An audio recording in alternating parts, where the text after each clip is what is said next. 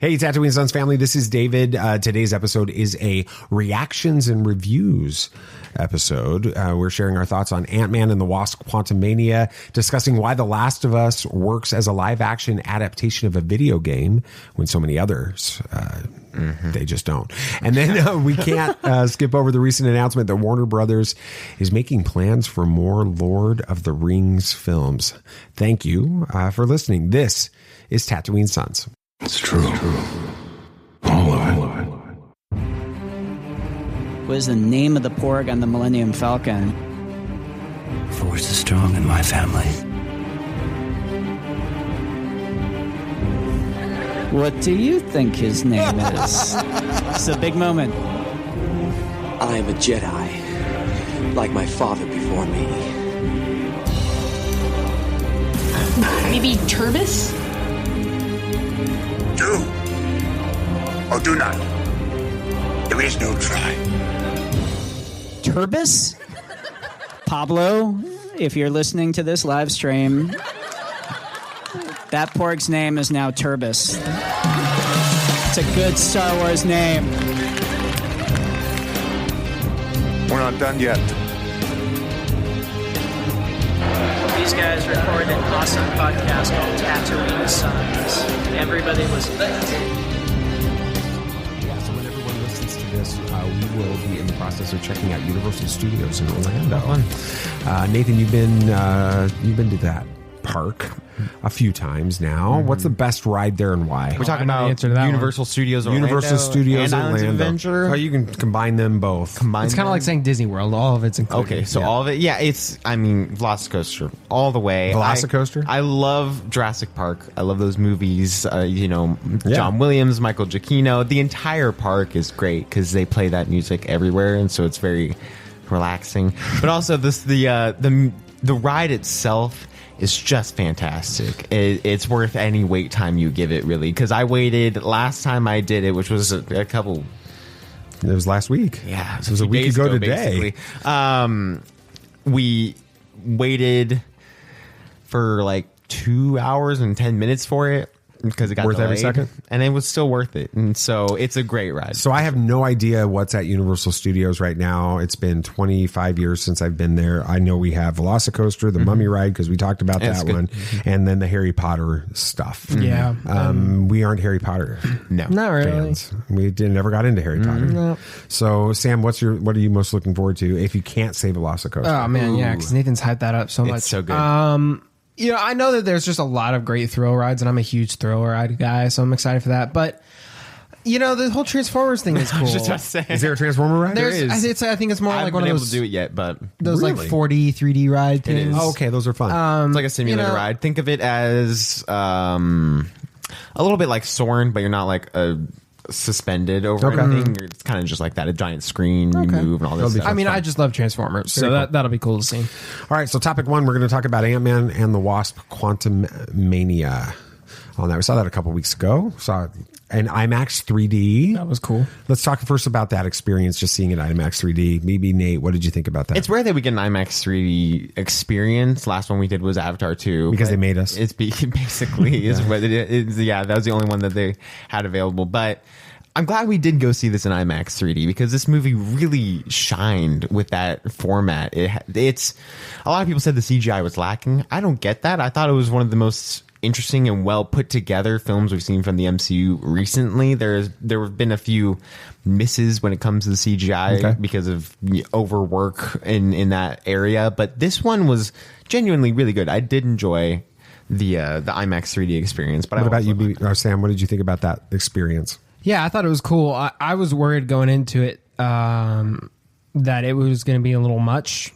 It was going to give me a headache because, for one thing, 3D is a lot in and of itself. And then you have just a bunch of CGI 3D, right? And that can be a lot. But it didn't hurt. Like, it wasn't overwhelming at any point. It was all well done enough to where it wasn't like kind of, I don't know, pouring like syrup over your eyes, just like it's too much like sweetness or something, for lack of a better term. So it was all tasteful and done well, and I really glad we saw it in that format. I walked out of Avatar: The Way of Water with my eyes hurting. Yes, And it was a good experience watching the movie, but when I took the glasses off and get out of there, my eyes were hurting. I mean, that's a 3 hour, 15-minute movie in 3D. That's didn't have that experience with Quantumania. That was an hour less, though. Yeah, that's true. All right, so let's just got kind of one word review of Quantumania. I'll start with you, BB Nate. Wacky.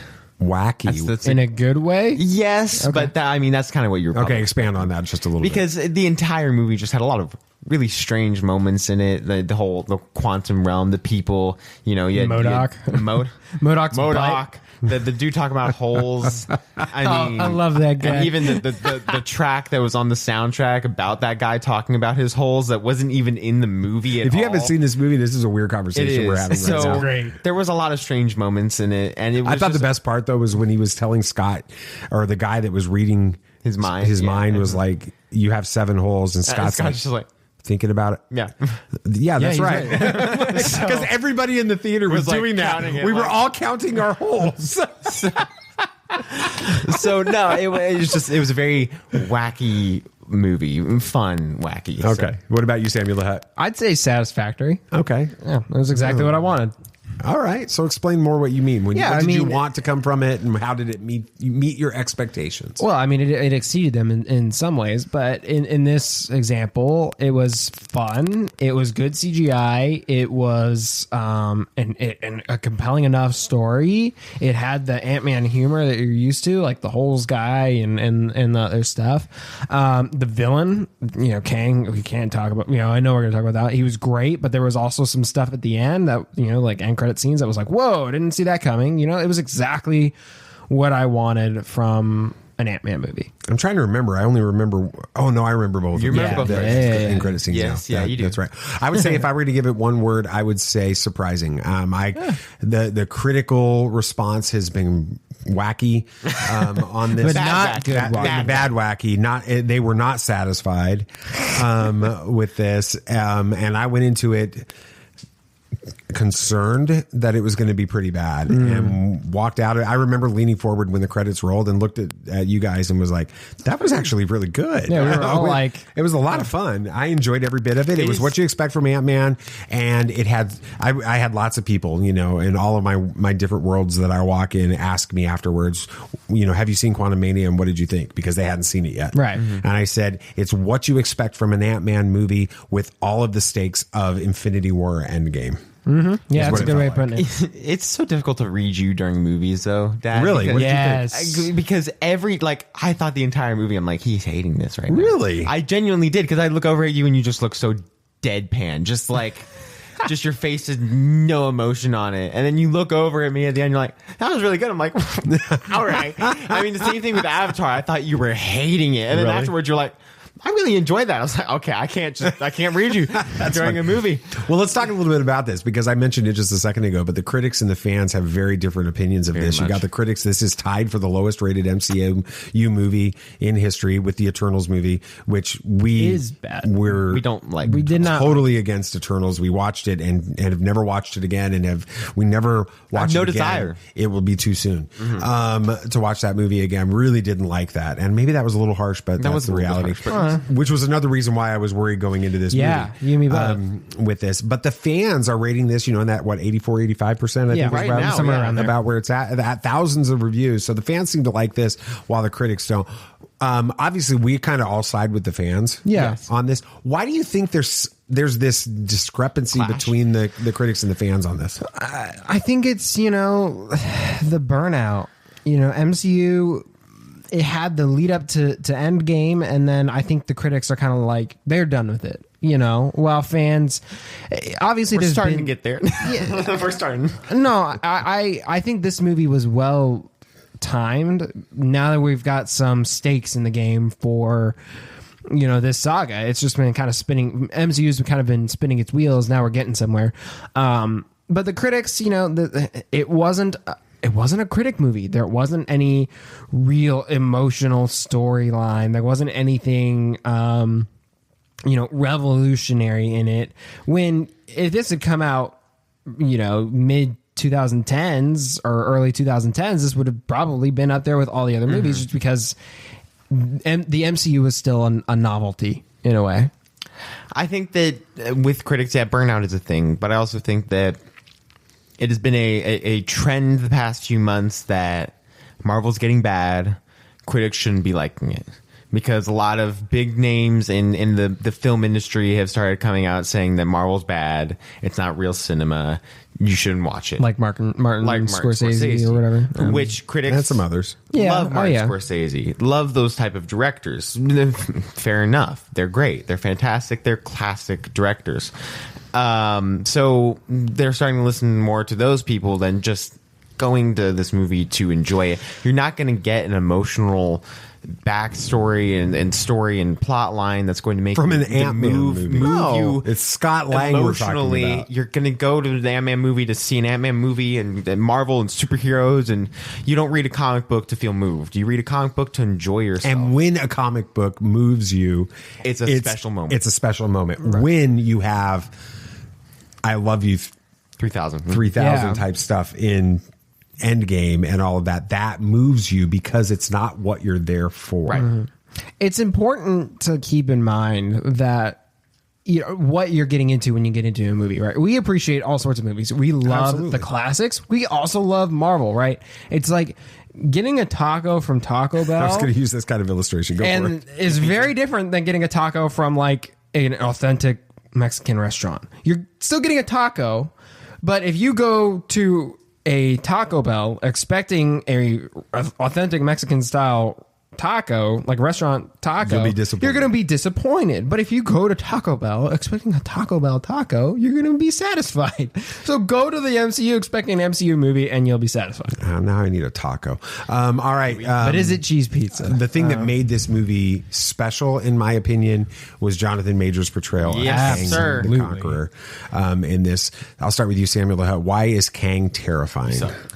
Well, I mean, he's just effortlessly strong, he and ruthless, right? Like he just destroys timelines just to destroy timeline, like with just a, for lack of a better term, snap of his fingers, right? You see what I did there? Yeah, right. Yeah.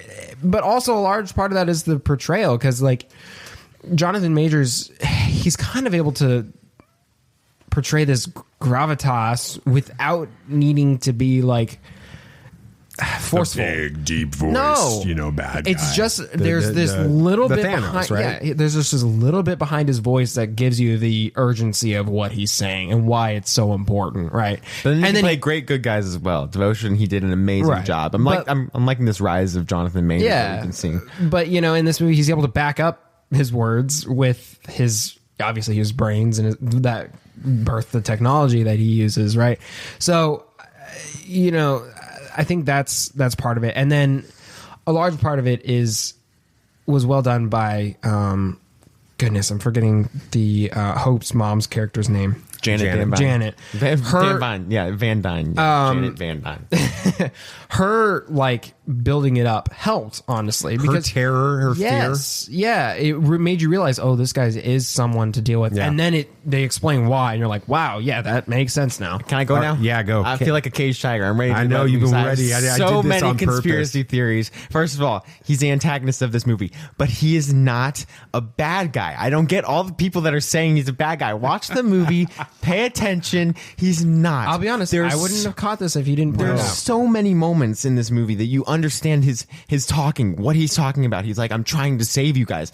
Everything he's saying, Marvel is playing with us. So connect this to He Who Remains, because you did this in the way home. So I gotta explain everything. Okay, go for it. My the conspiracy theory like GIF with the. We got two more topics. Yeah, right, I get that. I'll try to go fast, but we see him. Marvel has played with us. We've had 24 movies of the normal bad guys being bad guys, saying that what I'm doing is right when what they're doing actually isn't right. So we watch this and we hear, I'm trying to save you guys. I'm trying to save this planet and save this timeline.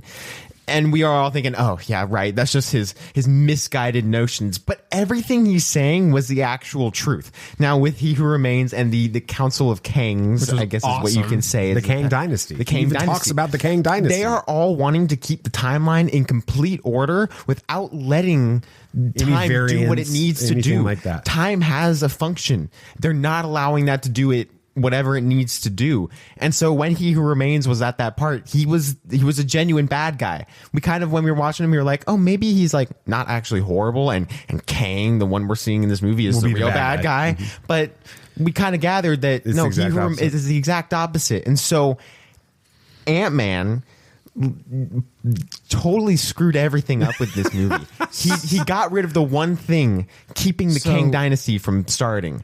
And so what are we going to do now? I loved it. I love when Nathan gets like these thoughts because he's right most of the time. Let me ask some like leading questions to get more info here, right?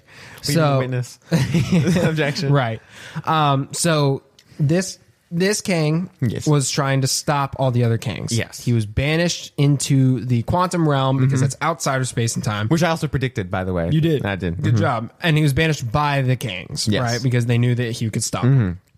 So him trying to get out was trying to save the world, but then Lang thinking that Kang was bad. That's confusing. Everybody thought Kang was Lang versus Kang was bad because Janet ended up actually screwing everything up because now the other Kangs can. Okay, all because Janet was looking at that stuff the wrong way and wouldn't listen to what Kang was actually trying to say. Why haven't the other Kangs striked, whatever, until now? Because they were genuinely terrified of this Kang. You saw what he did in the quantum realm with just like 20 years. He created an empire in a place he didn't know where he was at. That's an insane amount of power. So he, with all this technology and an absolute passion, nothing to lose except to try to save this timeline, that combination allowed him to just be a force to be reckoned with. So now that he's dead, they think so now that he's dead, so he can just move. And then we have the second post-credit scene, which I think is just as important as the first one, especially when we're dealing with this Kang. We didn't see Kang die, and you know when it comes to Marvel, if you don't see someone die, they're dead. They're probably not dead. They're probably not dead. So we see him sucked up into the battery that is used to time travel. And then in the second Loki, the Loki post-credit scene, the first we one, see, I keep forgetting his name. Mobius? No. Victor Timely. Victor Timely. We see him, talking about time machines, and that's Kang. And you see Loki is terrified, as he should be. And I guess in the comic books, Victor Timely is a character where Kang goes back in time because he's been defeated. Yes. And he like creates a town and builds to bide his time until he can get back to where he needs to be.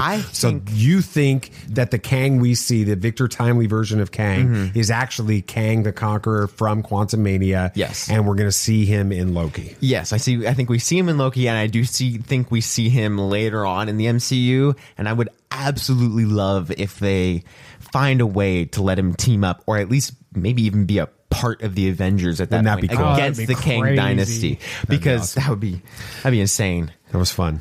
I had to get that all out. You got to come to this show for this kind of conversation. So, all right, topic 2. Let's talk a little bit about The Last of Us. We haven't talked about that much on this show, but it's something that we're watching, and we've got some interesting thoughts on this. I'm curious to.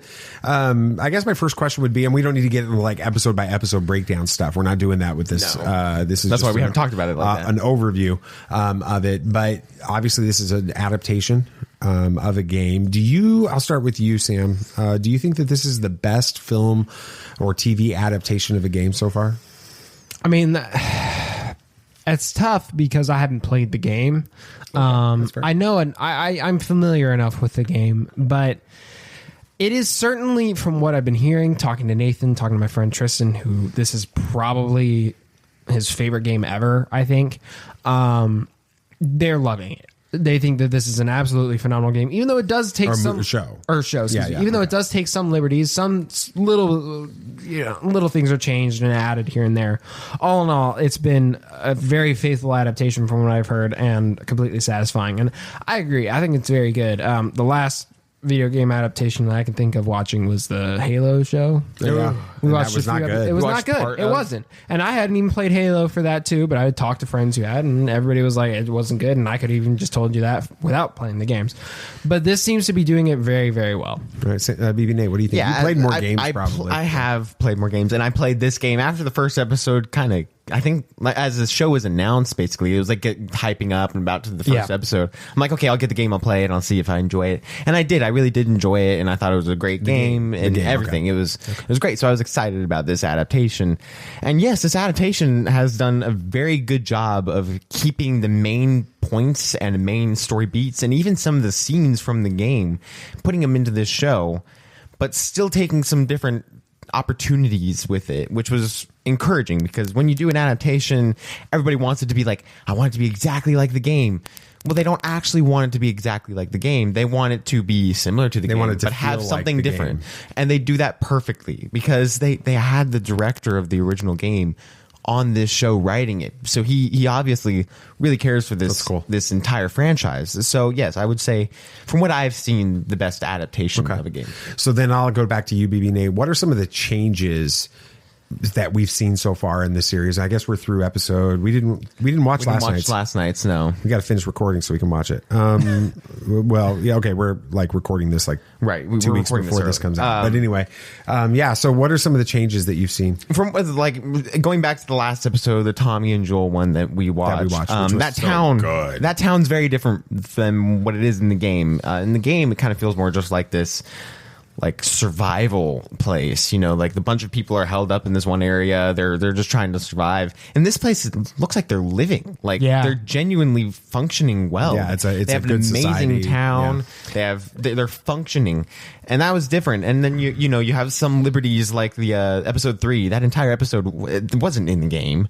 I mean, nothing. It was an expansion of a tiny little storyline, and even then it was different in the game, because in the game Joel and Ellie team up with Bill for like an entire segment of the game, and eventually Bill like finds Frank dead, and reads a letter saying Frank's like, I hate you, I've hated you for so much. And so like they changed that was it up insanely dramatically. different. Yeah, and so watching that episode, I was like, okay, this is way different than what I was expecting from the show, but it worked well enough for what they were trying to go for. So there was a lot of other changes. Well, and then like Henry and Sam were very different. Sam being deaf actually wasn't in the game, and that hurt so much more. Well, so you guys listening to this don't know this about Nate, but you know Nathan's second language education stuff that he's doing has been sign language, and so you know that you connect with that storyline in a different way. Right as I heard that, I was like, oh, this is gonna suck, because I knew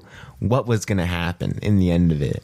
And, you know, knowing what's going to happen, you think, okay, I can be prepared for this. I can be ready for this. This won't hurt as much as it did in the game. But they did it differently. They did it differently then. And it hurt so much more in the game. Right as it happened, right as Henry shot Sam and then took his own life, it cuts to black. Immediately at that point, and then you just switch to them like walking around, Joel and Ellie walking around in the fall. There's no resolution. I paused it. I'm like, okay, give me a second to just process what I just went through. Yeah. But in this one, they took their time to breathe, and it hurt so much more. Ellie never tried to help Sam with his infection. Like, she didn't know about it. She never like cut her hand to rub the blood in, and that hurt. They were just making it so much worse than it was. Yeah. So I'll go back to you, Sam, with another question. What does this mean for other game adaptations coming forward? Because what are some big ones coming out? God of War. Tomb Raider is coming out too. What about the Japanese samurai game you guys play? Ghost of Tsushima. Yes. That is getting a movie adaptation. So, I mean, there's some big ones coming up here. What do you think that the success of Last of Us means for all of those other future games or future shows, adaptations? I think it means that it can be done. Video game adaptations have been rocky. Some have been good, some have been bad. I know Sonic movies were pretty well received. I wouldn't even consider those game adaptations, though. They were just like a character from the game. That's and just fair. Doing what That's they fair. Want. So I guess you can hardly really consider the Super Mario game an adaptation. Not really. I wouldn't. But like the Mortal Kombat movie. Okay, yeah. That one was a bit more of a mixed bag of reviews, but overall it was a pretty faithful adaptation. But again, it didn't adapt any stories, right? I think this shows that if you take what made the game good, right, what the elements of the game that people liked, the aspects of the story, the main plot points that are important, mesh those together while sprinkling in just a little bit of new stuff, you've got your recipe. Now, the hard part is striking the balance between just copying a game and too much new stuff. But I think that this did it well, and so it's shown that it can be done. One last question for you, Nate. Of all the future adaptations coming out, which one's most exciting to you? Because you love like God of War. I do, and I love Ghost of Tsushima. So I'd have to say God of War, really, because that's going to be a show and not a movie, so I can expect more from it. And I know what the story is going to entail, and I know what Sony PlayStation can do with the TV show adaptation of the game. Was this a PlayStation exclusive? Yes, this was. So it just shows that Sony exclusives can do better in every aspect. I'm excited for Ghost. All right, here we go, Sam. We'll run through this real quick. All right, real there's fast. not much to talk about. No, there just isn't. enough. It was just enough. Okay. There's a new Lord of the Rings film sequel, prequel, requel. I don't know what it's going to be. So, Sam, Lord of the Rings movie. You're our resident Lord of the Rings super nerd. I am. I actually just finally ordered like a cool Ring of Power. Did you really? I saw that in our Amazon stuff. It's like a black. who ordered that? Because Anyway, I always wanted one. Are you in favor of new Lord of the Rings films from Warner Brothers? And I haven't allowed myself much time to think about this. In some ways, of course, I'm excited for more Lord of the Rings. In other ways, I'm terrified.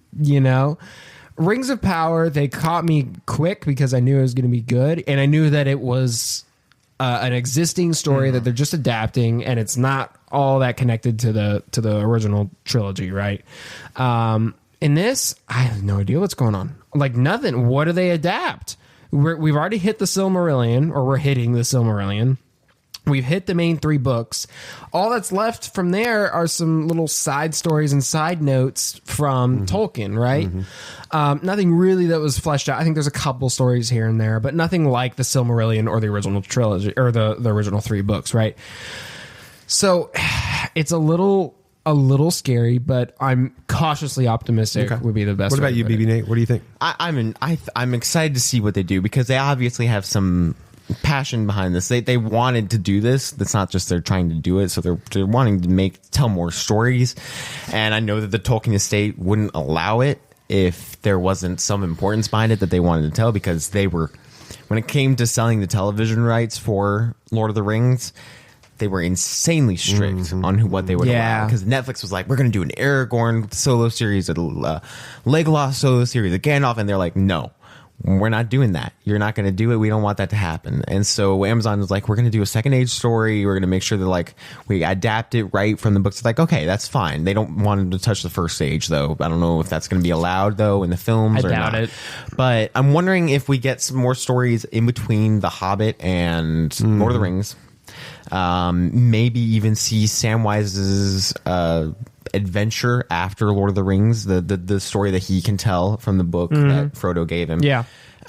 Just seeing those kind of things might be more interesting. But I mean, I would also like to see kind of a Gandalf-esque like origin story. But we're already getting a little bit about that in a minute. Let me ask you guys: do you think they should coordinate these films with the Rings of Power or leave them separate? Leave them separate at this point. That's 2 different studios. It would be too difficult to try to coordinate. I agree. That was a fast answer. Okay, what stories would you want? Now, Peter Jackson is in like conversations to be a part of this. Really? With this, after Mortal Engines, he needs work. He put out an official Mortal statement, Engines. Oh yeah. With this, stating that they're in conversations with Warner Brothers and with the Tolkien estate and with everybody about what this looked like, and they're very positive conversations, is what he said. So let's assume that Jackson gets to do this. Okay, what stories do you want him to tell? You know, there's rumors about like Gandalf stories, more of Aragorn, maybe as Strider.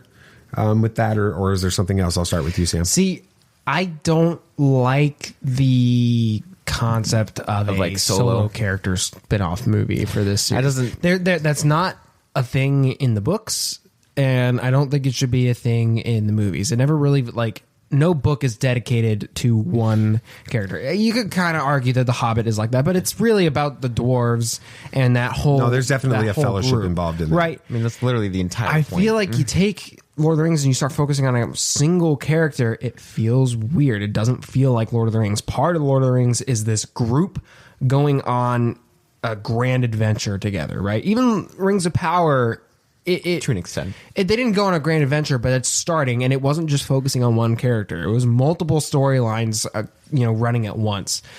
So I'm nervous about that. That's kind of what I mentioned earlier. I don't know what they adapt or what they tell. So I'm going to just keep it open and trust that they know what they're doing. Yeah, I don't know what they could tell from this point. I don't know what stories they might want to tell. I have faith that they know what they're doing and if they don't, there's always the DC universe to look forward to from Warner Brothers. So Got to throw in a DC. I do, of nudge, course. But every once in a while. and we also have Rings of Power to look forward to. Absolutely. And I don't think that Warner Brothers is wanting to steal any power away from Rings of Power. I just think they're seeing this point right now. They're like, okay, Lord of the Rings is getting a lot more popular again at this point due to Rings of Power, due to just kind of the era we are back into. Like the fantasy stuff is starting to come up again. Yeah. So let's capitalize on that. Let's make more of these stories and tell more of them. But maybe we'll get a Radagast Brown. I was going to say, maybe we get you get a storyline, a film around the wizards. That's what I was thinking. Yeah. Yes, that would be cool. I would like that. Yeah. I am your father. All of the topics that we discussed on this episode have one thing in common. They're subjective. As you can tell, we really enjoyed Quantumania. We like a lot of things about The Last of Us. Well, there's some things about it that we don't like as much. And as huge fans of The Lord of the Rings, we're both excited and cautious about the idea of new movies.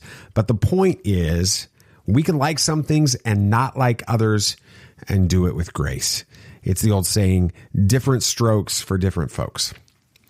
We thank you for liking our show and for being a part of the Tatooine Sons family. If you could give us a rating and review on the podcast app that you're listening to it on, if you can open it up, if it has that platform or that element to it, we would certainly appreciate it. It does so much for helping other people find the show and for helping us to understand what you love about the show and what we can do better. And of course, if you're not following us on that podcast app, please take the second to do that so you don't miss any episodes going forward. You can follow us on all of our social media channels, Facebook, Twitter, Instagram, YouTube, whatever. We'd love for you to interact with us on that. And then please share the show. If you know people out there that love nerdy stuff like this and maybe would even value a dad moment on every episode, we would definitely love for them to be a part of the family as well. So please share the show with them. That's going to do it for this week. I think next week we are talking about Shazam! Fury of the Gods. Can't wait to talk about that. We will be seeing you guys on the socials. And until then, may the force be with you always. This party's over. I like that Wookiee. Don't get technical with me. Joy, please. Yep, yep.